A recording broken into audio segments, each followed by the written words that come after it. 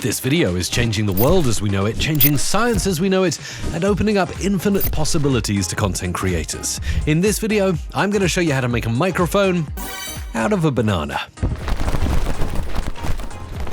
Okay, believe it or not, this has been done before. Take any old banana from your house and have some fun trying this yourself. Also, you're going to need an audio cable to plug into any audio interface, and I'm just using a bog standard audio interface for this. You're also going to need a drill at some point, so of course, safety first. Let's put those goggles on. Now, why exactly does this work? Well, it's actually the potassium ions just underneath the skin that, when exposed to air, can conduct your voice or a musical instrument and get them into the audio interface. Now, this is ready now to use as a microphone, but I'm going to need to drill into the bottom of this banana so I can connect my cable into the audio interface and make a recording. So let's do that now. Be very careful here, especially if you're using a drill. Make sure if you're under the age of 18, you are supervised by an adult, and make sure the adult does the drilling. Okay, so right here into the bottom, and I'm just gonna, there we go.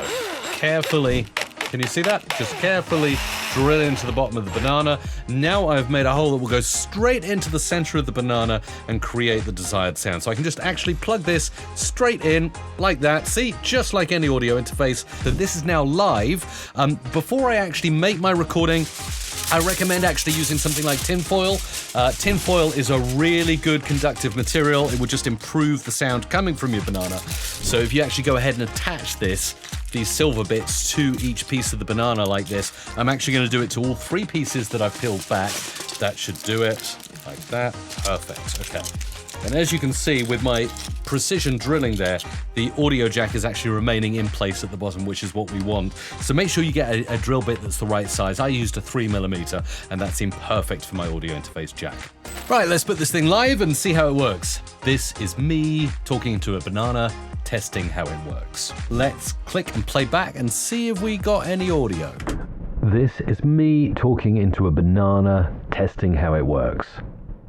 Okay, so in summary, because I exposed the potassium ions to the air, used the aluminium foil as a conducting material, used a 3mm drill bit to plug in my audio jack, went into an audio interface which connected to my computer, I was getting some sound from this banana.